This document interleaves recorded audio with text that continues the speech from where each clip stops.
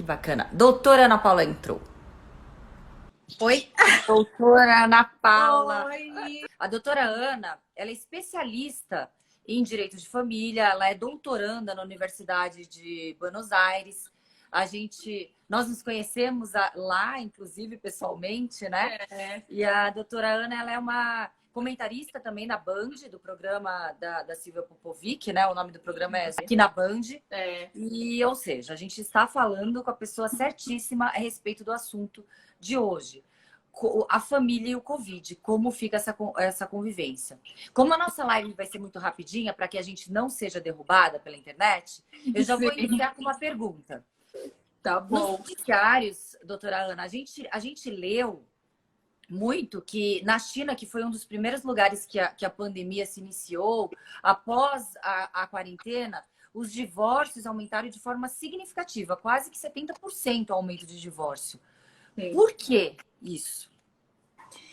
Então, primeiro eu quero agradecer o convite rapidinho, muito bom estar aqui com todos os seus seguidores. O que acontece é que, por exemplo, na China, os divórcios aumentaram muito depois que acabou o isolamento social, porque o isolamento social fez com que os casais, que às vezes a gente está tão anestesiado com as coisas, a gente se distrai com coisas de fora, então fez com que os casais olhassem para os seus relacionamentos. E muitos relacionamentos estavam, as pessoas iam levando de uma maneira, de outra, quase não ficavam em casa com seu cônjuge, então, ou saíam, ou tinham alguém, e agora todo mundo foi obrigado a encarar a realidade, né? Não teve jeito.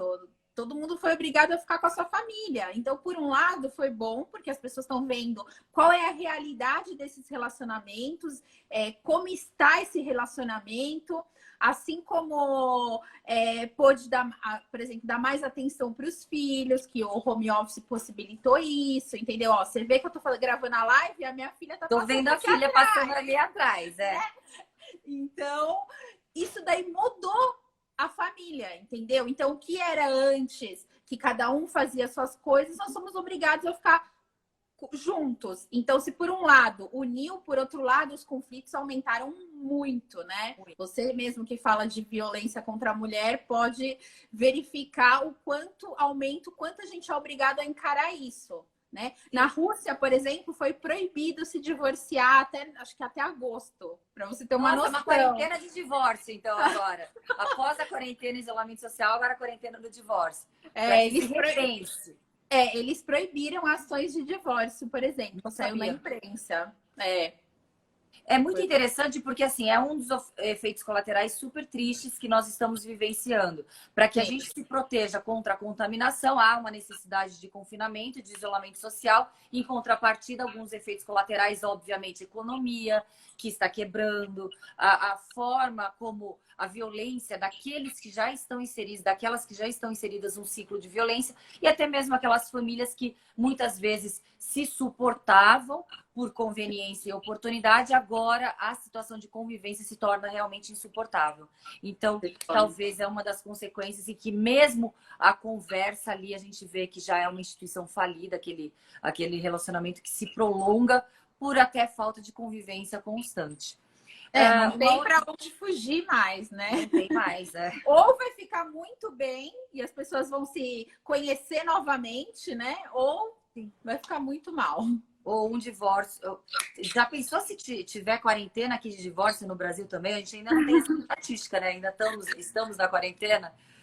Doutora Ana, deixa eu te perguntar.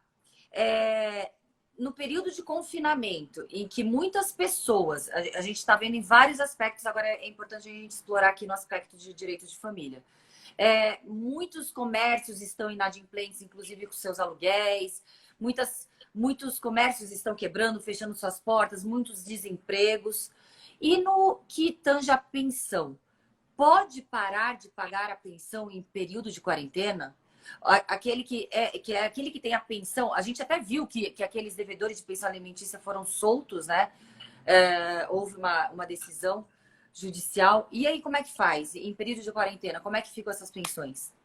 Então, a gente tem que lembrar que as crianças vão continuar tendo despesa e que ambos os pais são responsáveis por essas despesas. Então, a mensalidade escolar, tem algumas escolas que já diminuíram o valor, entendeu? Mas tem que pagar mensalidade, tem que pagar plano de saúde, tem que pagar tudo ainda. Os filhos continuam comendo. Então, assim, continuam morando, as despesas vão continuar. Só que o que aconteceu? Já logo quando anunciaram o isolamento social, muitos pais falaram assim: ah, então eu vou ficar sem emprego, eu não vou mais pagar pensão. Só que a pensão não é para o ex-cônjuge, né? É para os filhos que continuam tendo despesas. Eu acho que esse é o momento que tanto o devedor de pensão alimentícia, que geralmente é o homem, ele vai ter o seu rendimento diminuído? Vai. Mas a genitora, por exemplo, que é aquela que cuida, também vai ter o seu rendimento diminuído.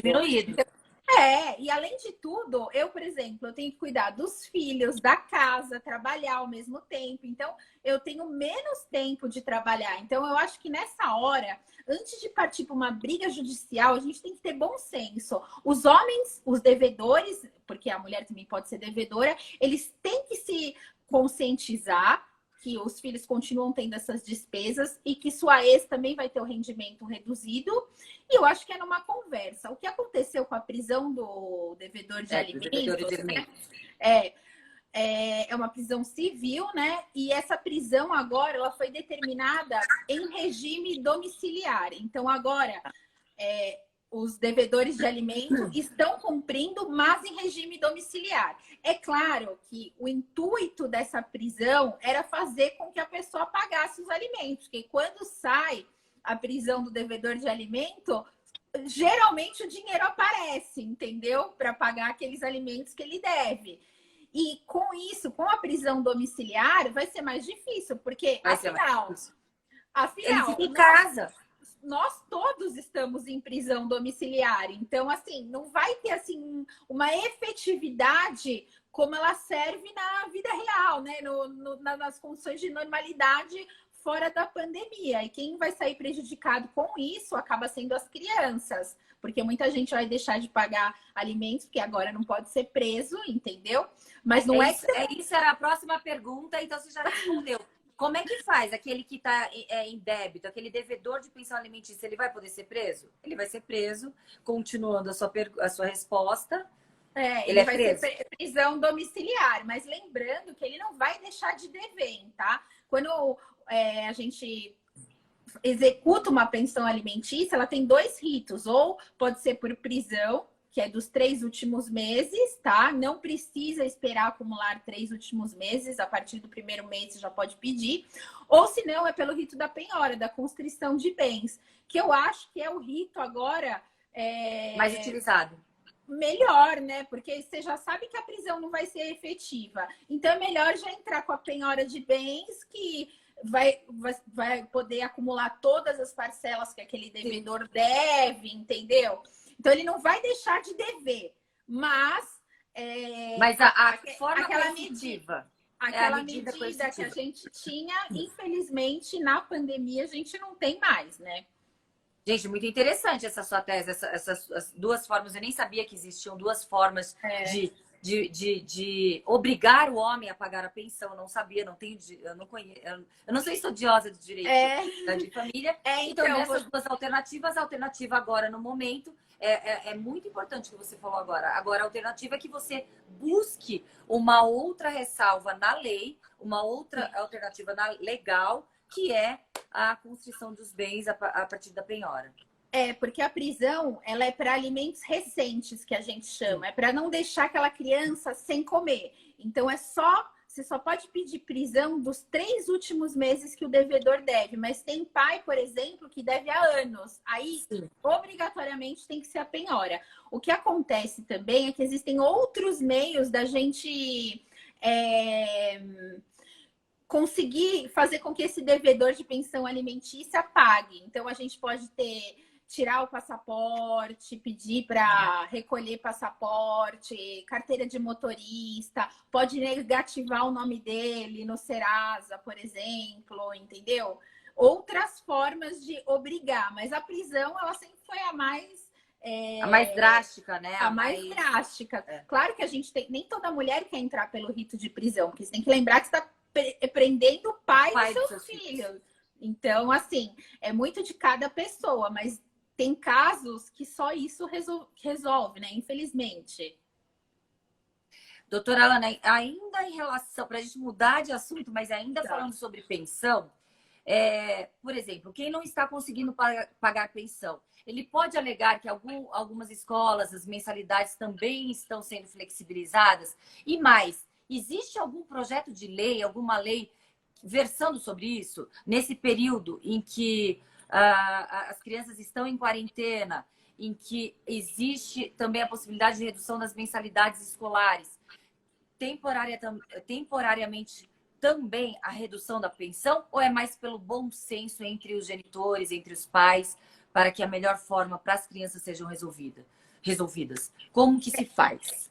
Então, eu acho que a primeira coisa é o bom senso e a conversa. Os dois tentarem, olha, nesse período elas estão gastando menos, a pensão, por exemplo, foi reduzida, então elas estão gastando menos, posso pagar menos, ok. Caso não tenha nenhum tipo de acordo, nenhum tipo de conversa, os pais que não estão conseguindo pagar aquele X, eles têm que comprovar judicialmente numa ação que chama revisional de pensão alimentícia. Então, eles podem entrar com uma revisional de pensão alimentícia, mas eles têm que comprovar que mudou, porque a revisional, ela é quando? Ela acontece quando a necessidade da criança diminui ou aumenta, ou a possibilidade do genitor diminui ou aumenta, entendeu? Então, em outros casos, por exemplo, um genitor passa a ganhar mais, ele pode pedir a revisional baseado nisso. Nesse caso, é menos, né? Então, assim, se comprovadamente ele não está conseguindo pagar essa pensão, aí ele pode entrar com uma revisional de pensão alimentícia para não correr o risco de ter uma prisão domiciliar ou ser cobrado dessa dívida mais para frente. Então, é muito... Perfeito, então já existe na lei. Já existe na lei essa possibilidade. Já existe. Tem um projeto de lei que eu não sei se começou já a ser votado no Senado, mas a gente teve uma reunião do IASP, da Comissão de Direito de Família, né? E a gente discutiu esse projeto de lei. Neste projeto de lei, tem um artigo que diz que durante 4 meses, quem comprovar judicialmente que teve um rendimento diminuído vai ter 30% a menos, vai ter que pagar 30% a menos de pensão.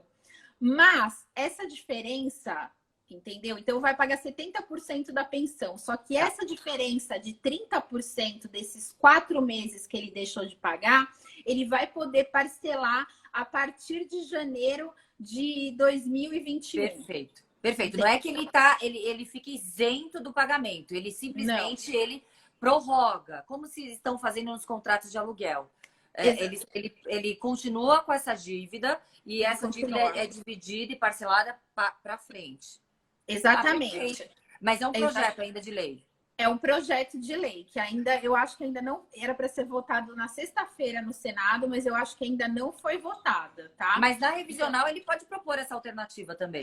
Porque esse daí, ele vai ser só por esse período da pandemia. Então não é uma revisional de alimentos, é uma coisa mais rápida, entendeu? Emergencial. É emergencial, então é só durante, é diferente de uma revisional que você vai ter uma série probatória, aquilo lá vai ficar valendo. Aí, o que acontece? Depois volta tudo ao normal, aquela mãe vai querer aumentar de novo a pensão, aí é outra ação, então o judiciário vai ficar muito movimentado. Então eles colocaram isso no projeto de lei porque é judicial isso, mas vai ser só durante aquele período. E a criança não vai deixar de receber e depois tudo volta ao normal. Já vai estar pré-estipulado na lei. Perfeito. Sim. Doutora Ana, tenho 2 perguntas para finalizar a nossa live. A pergunta que eu acredito que a resposta seja um pouquinho mais longa, eu vou deixar para o final. A minha pergunta agora é o seguinte. Um dos efeitos colaterais pode ser também a alienação parental, afinal, se os pais estão separados. Os filhos estão somente com o genitor, ou geralmente com a mãe, ou se estão com o pai. Nesse período em que existe o confinamento, há necessidade de que não se saia para a rua a não ser por emergência. Muitos estão utilizando os Skypes, redes sociais, igual a gente está utilizando aqui, o Instagram. Eu estou dirimindo várias dúvidas com 40, 45, 50 pessoas simultâneas nos assistindo. Será que também pode ser um efeito colateral a alienação parental? Pode porque o que acontece? Se está ocorrendo uma alienação parental, essa criança, ela costuma ter... Bom, alienação parental é você implantar falsas memórias na cabeça dos filhos para que ele odeie o outro genitor e acabe se afastando, só para explicar para as pessoas. Muito bom. O que acontece é que se aquele genitor que está praticando alienação parental, ele tá com a criança nesse período de isolamento, ele vai ter mais chance de praticar esses atos. Então, pode aumentar a alienação parental, sim. Assim como pode aumentar o abandono afetivo, por exemplo. Então, aquele genitor pode dar desculpa do isolamento social e não ficar com o filho. Falar assim, ah, não, eu não tô fazendo quarentena, fica aí. Então, assim, a gente tem que ter muita consciência para esse isolamento não prejudicar o psicológico dos nossos filhos, né? Perfeito. É o principal. Não, perfeito. O outro lado também. Aquele que já não quer muito dar amor e carinho para o filho, utiliza a situação de pandemia que, olha, eu não posso fazer nada, eu não posso visitar, afinal estou em quarentena. Muito bom, não tinha pensado nesse aspecto também. Agora, essa eu acho difícil. Essa é uma pergunta muito difícil, é uma resposta muito difícil. Como deliberar com quem ficarão os filhos? Quando a gente está em pandemia, isolamento social, na quarentena. Com quem os filhos ficarão? Com o pai ou com a mãe? Com qual deles? Então, eu acho que é um período de exceção, que não tem nenhuma lei, nenhuma sentença judicial que chegou a prever. Imagina numa sentença judicial se a gente colocasse em caso de pandemia, isolamento social, o juiz ia falar que a gente era louco. Então, assim, é uma novidade. O que a gente tem que ter em mente é que o melhor interesse do menor, ele está em primeiro lugar. Então, a primeira coisa que a gente tem que ver, qual que é a profissão dos pais? Então, assim, se o pai é médico, a mãe é médica, enfermeira ou fonoaudióloga do hospital, ou estão na segurança pública, por exemplo, e estão lidando com muitas pessoas, porque depende do tipo de trabalho que está exercendo, né? Mas, assim, geralmente médico mesmo, quem está na linha de frente, sabe? Aí, o ideal é que a criança fique com o genitor que ela corra menos risco. Então, não é hora da gente fazer divisão matemática, a gente ter medo de ficar longe dos filhos, é hora de proteger as crianças, entendeu? Não é hora, então, deixar com quem tem uma profissão mais segura. Agora, por exemplo, ver também se essas crianças não vão ficar só com babá, porque tem gente, a maioria dispensou funcionário e tudo, mas assim, ver o transporte que essas babás vão ter, entendeu? Ver se realmente aquele genitor que tá com as crianças tem condições de cuidar, entendeu? De preferência sem ninguém de fora, tá? Para preservar a criança. Ver se essas crianças não vão ficar com os avós, porque os avós são os idosos, é o grupo de risco, né? Grupo de risco. Apesar que esse vírus, Raquel, olha, abrindo um parênteses aqui, os meus pais descobriram essa semana que tiveram o Covid-19. E eles tiveram... porque meu pai foi fazer um exame do coração. E no exame do coração... Grupo de risco duplamente. Triplamente. Meu pai é idoso, diabético e cardíaco. Ele foi fazer um exame do coração e aí ligaram do HCOR que tinha dado vidro fosco.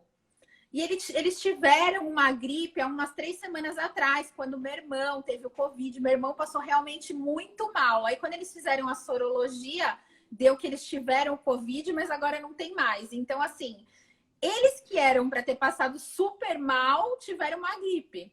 Entendeu? Meu irmão saudável passou super mal. Então, assim... Aquele grupo dos assintomáticos, né? Muitas vezes os sintomas não são tão fortes, então nem percebe que tá com a Covid.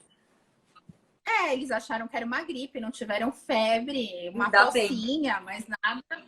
Nossa, eu falo, o vírus é um vírus estranho. Então, quando eu falava assim, não deixar com os idosos, realmente eles são grupos de risco, mas a gente não pode achar que vai pegar o vírus e também vai matar o idoso, né? Então, não. Assim, não. De preferência, não deixar as crianças com os idosos. Agora, por exemplo, no último caso, que os dois pais estão fazendo isolamento social, estão cada um na sua casa, não tem contato com os idosos, não tem funcionários indo e vindo. Aí eu acho que o correto é dividir o tempo, como se fosse férias, entendeu? Ou passa 15 dias com um, 15 dias com outro, ou passa uma carro, põe no carro, leva, não tem contato. Sim, ou passa uma semana com um, outra semana com outro, entendeu? Não fica movimentando muito a criança. Lembrando que isso também vai depender do tipo de transporte. Porque se você for um transporte públicos, tem que usar a máscara, o álcool em gel e ir nos horários alternativos, né? Os horários com menos pico de movimentação. O transporte público é melhor você fazer períodos mais longos com cada genitor, entendeu? Não trocar toda semana de casa. Se for usar transporte público, usa um período mais longo, 15 dias com cada genitor. E é dessa maneira, não é hora da gente ficar discutindo período de convivência, porque a gente está num estado de exceção, onde a gente tem que colocar essas crianças em primeiro lugar, entendeu? Para o bem-estar delas elas são vetores, então elas passam a doença mesmo que assintomáticas. Então, para proteger as outras pessoas, também a gente tem que agir dessa maneira, né? Então, a gente fala que o direito de família ele está passando por muitas transformações nessa pandemia, que a gente está tendo que lidar com muita coisa nova, que não tem jurisprudência, que está começando agora, que a gente está discutindo doutrina, pouquíssimas jurisprudências ainda, mas a gente tem que ter noção. Bom senso sempre em primeiro lugar. E doutora Ana Paula, um conselho agora para aquelas famílias que estão unidas, que não estão estruturadas, que apesar de tudo que está acontecendo, a gente sabe que alguns conflitos ocorrerão. Então, para que aquela família que está unida, está junto, os pais, com os filhos, para que não ocorra o divórcio, um conselho para que as regras de convivência familiares sejam mais harmônicas. Um conselho final aí para aqueles que estão em confinamento em família. Então, eu acho que é hora da gente olhar verdadeiramente como está a nossa relação. Não é momento da gente tomar decisões agora. Eu acho que a gente tem que, mesmo que a gente tomar uma decisão, por exemplo, de se divorciar, pensar com calma, esperar a pandemia passar. A gente tem que ter paciência, porque todo mundo está confinado. O nosso psicológico, eu ouvi essa frase ontem, o nosso psicológico, o nosso emocional não foi preparado para viver essa situação que a gente está vivendo atualmente. Então, ninguém está no seu completo estado pleno. Então, acho que é hora da gente aproveitar as coisas que a gente não aproveitava antes. Aproveitar, olhar mais nossa família, curtir mais, fazer coisas que a gente não fazia antes, tentar entender as outras pessoas da nossa família, entendeu? Hora de olhar com carinho mesmo. Eu acho que a gente está tendo uma oportunidade, a gente só está vendo a parte ruim, que é o vírus, né? Mas a gente está tendo uma oportunidade de olhar para a gente mesmo, olhar para os filhos, se melhorar, né? Sim. Tem a parte ruim, tem uma doença séria, todo mundo vai passar por problemas econômicos, não tem jeito, entendeu? Não tem jeito, todo mundo vai passar e é uma hora da gente se unir e não se separar mais do que tudo, muito, né? Bom.